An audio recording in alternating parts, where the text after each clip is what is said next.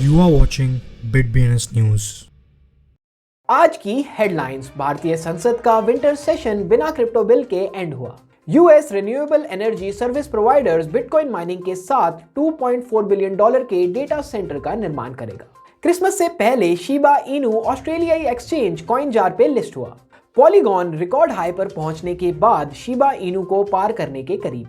Bitcoin miners ने 2021 के दौरान $15 बिलियन से अधिक का रेवेन्यू अर्न किया। Board app yard club floor की कीमत पहली बार क्रिप्टो पंक से ज्यादा हुई। शिबा इनू का नेट फ्लो 500% से अधिक बढ़ा। डिसेंट्रलाइज्ड एक्सचेंजेस ने इस वर्ष ट्रेडिंग वॉल्यूम में $1 ट्रिलियन से अधिक देखा। संसद के विंटर सेशन को देखते हुए भारत के क्रिप्टो कम्युनिटी को क्रिप्टो रूल्स पर अनक्लैरिटी के साथ छोड़ दिया गया है। हालांकि क्रिप्टो बिल को फिर से पेश नहीं किया गया था।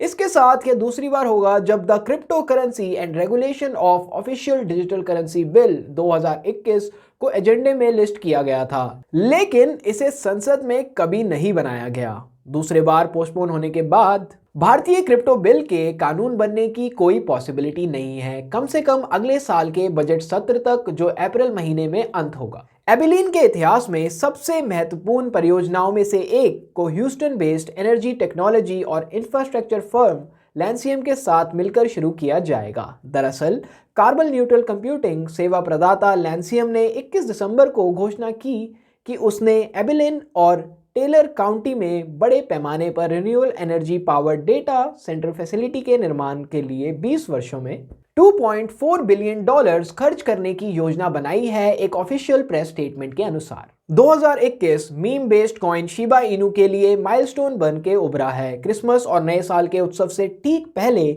शिबा इनू को ऑस्ट्रेलियाई एक्सचेंज कॉइनजार पर बाइंग, सेलिंग और ट्रेडिंग ऑप्शन के रूप में लिस्ट किया गया है। 2013 में स्थापित कॉइनजार को ऑस्ट्रेलिया के सबसे लंबे समय तक चलने वाले क्रिप्टो एक्सचेंजेस में से एक के रूप में माना जाता है। पॉलीगॉन एथेरियम ब्लॉकचेन के शीर्ष पर लेयर 2 सॉल्यूशन का नेटिव टोकन आज $2.70 के एक और रिकॉर्ड प्राइस पीक पर पहुंच गया। टोकन अब शिबा इनू के साथ पकड़ने और मार्केट कैपिटलाइजेशन द्वारा मीम टोकन को 14वें स्थान पर धकेलने से बहुत दूर है। कॉइन मार्केट कैप के डेटा के अनुसार इन दोनों क्रिप्टो करेंसी की वैल्यू रिस्पेक्टिवली $19.3 बिलियन और $18.7 बिलियन है। द ब्लॉक रिसर्च के अनुसार बिटकॉइन माइनर्स ने 2021 के दौरान $15 बिलियन से ज्यादा का रेवेन्यू अर्न किया।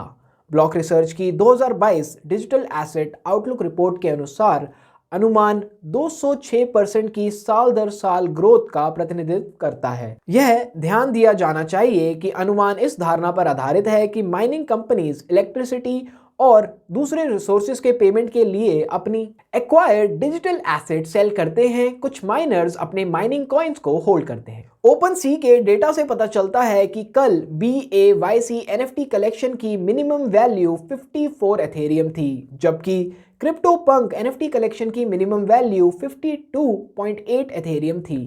देखा जाए तो NFT की दुनिया में सबसे पहली बार फ्लिपिंग देखी, जहां आधिकारिक तौर पर सबसे महंगा collection board app yard club था। अक्टूबर के अंत में ऑल टाइम हाई तक पहुंचने के बाद से अपने वैल्यू का 70% खोने के बाद शिबा इनू लगातार 20% की ग्रोथ के साथ रिकवरी फेज में आगे बढ़ रहा है। एसेट के नेट फ्लो के रूप में इस तरह के मार्केट के डेटा के अनुसार टोकन की रैली अभी खत्म नहीं हुई है, क्योंकि अधिक लोग अपने फंड्स को मीम बेस्ड एसेट में ट्रांसफर कर रहे हैं। द ब्लॉक रिसर्च के अनुसार डिसेंट्रलाइज्ड एक्सचेंजों ने वर्ष 2021 में ट्रेडिंग वॉल्यूम में $1 ट्रिलियन से अधिक की सूचना दी।